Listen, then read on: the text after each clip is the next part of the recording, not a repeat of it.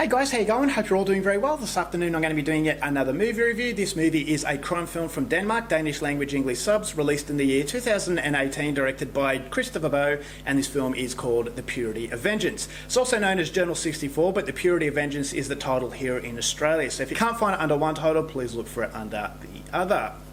So story to The Purity of Vengeance, it takes place in Department Q, which specialise in cold cases. It's a part of the Copenhagen police force, and it's run by Detective Carl Merck and Assad. So they're partners, and this specific case leads them to an apartment complex in Copenhagen where a secret wall has been knocked down and 3 mummified bodies have been found surrounding a table.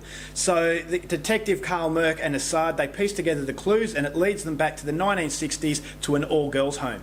Now this all-girls home was very notorious for how the elders treated the young girls, and this has basically led up to these 3 mummified bodies' fate. So the closer that these two get to the truth, the more danger they're actually imposing upon themselves. And so whether or not they can solve this age-old mystery, something you're going to have to find out for yourself, because that's as far as I'm going with my synopsis. Now my thoughts on The Purity of Vengeance. I was very, very excited to see this film, which is ultimately the reason why I was so disappointed by what I got. This is a series that I love, the Department Q series.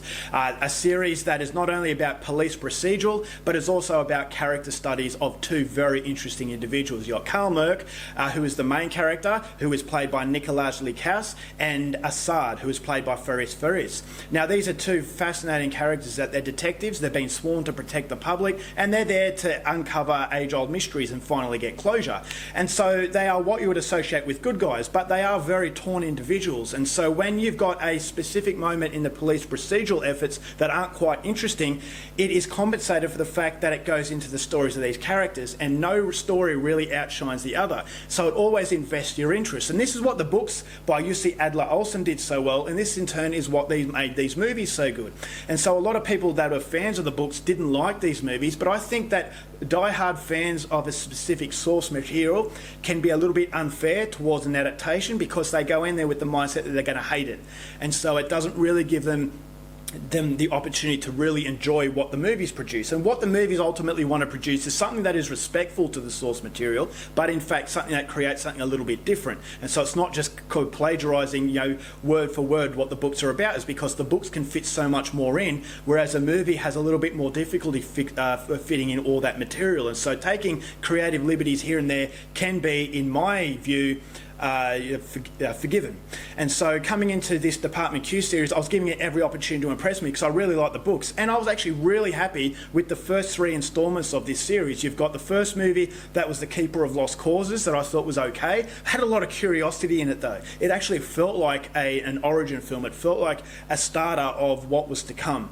And so it served its purpose. And then the second film, The Absent One, elevated that curiosity. And then the third film, The Conspiracy of Faith, which was my favourite instalment, was absolutely fantastic. So this is a series that was slowly and gradually gaining in its momentum. And I thought as though The Purity of Vengeance was going to be that movie that would illuminate the sky, that the fireworks would go off, and you would clap your hands and say that was a great franchise. But unfortunately, The Purity of Vengeance came across as a movie that the franchise deserves so much more than.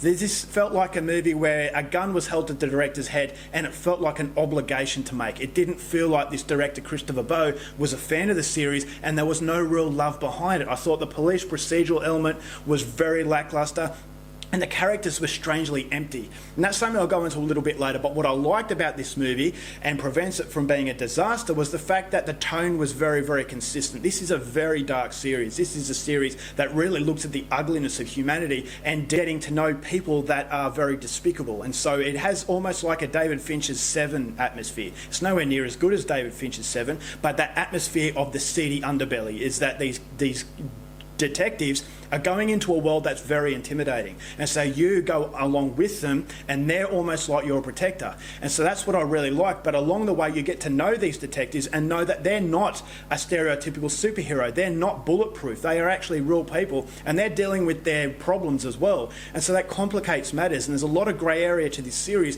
and that's the reason why I love the series.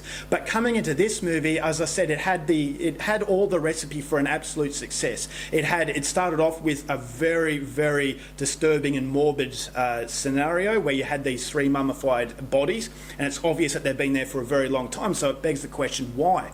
But the way that the movie tells you why this happened, as I said, was very lackluster, and it seemed to be very stagnant.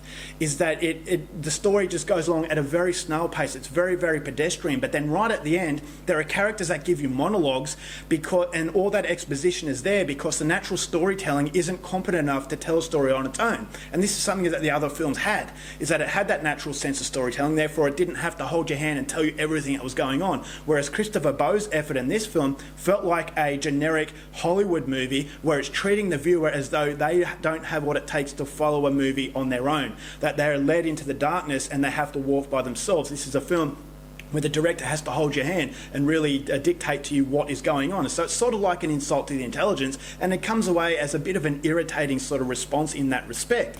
You've also got the overall story to these mummified bodies. The overall first scene of these bodies is a lot more interesting than the outcome. So the further the movie goes on, the more interest I was starting to lose. And I was really disappointed by the characters of Karl Merck and Assad. Now, Nicolas Lie-Kaas in previous movies has given a great performance, but in this film, the script doesn't allow him to give a great performance because he's definitely one-dimensional, and that dimension is basically irritating. He's just very, very angry at the world, whereas in other movies he was angry at the world, but there was a side to him that you wanted to know. Whereas in this film, I just didn't want to know him. I wanted just to say, go away, just leave everyone alone. I really don't like you. And if something bad happens to you, I really don't care. And so it's not that sort of character where I felt as though he could be relatable if you got to know him. In this movie, it just felt like I just didn't want to know him outright. But Assad's character I thought was okay. Faris was definitely the best part of this movie.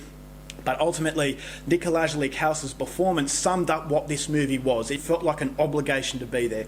Is that the studio says you're going to make 4 films no matter what. After the 3rd film, they thought, okay, we've really got it going.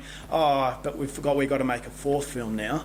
And so it's like that deflating sort of moment where you realise you've got to do another one. And so it feels like an obligation where it actually should have felt like a reward for the audience. And so that's something that Christopher Boe doesn't really deliver. And that's something that surprised me because Christopher Boe is a very, very good director. He's directed other films that I've really liked.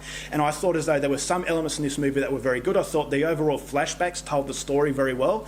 And so there were elements that were very competent. But unfortunately, that obligation sort of feeling that the movie has does prevent it from being the finish that the series really needed and really deserved. And so if you are a fan of Department Q, then unfortunately the rounding off of this series is very lackluster and I definitely think disappointing and does hurt the series to some degree. So overall, for The Purity of Vengeance, aka Journal 64, unfortunate. It does come recommended because you have to cap off the series, but don't get your hopes up that it's going to be something that is going to be unforgettable. So overall, for The Purity of Vengeance, I'm going to give this one 2.5 stars. I was really, really let down. Alright guys, that's it for my review. Hope you enjoyed it. Thanks for watching movies and I'll see you later. Bye.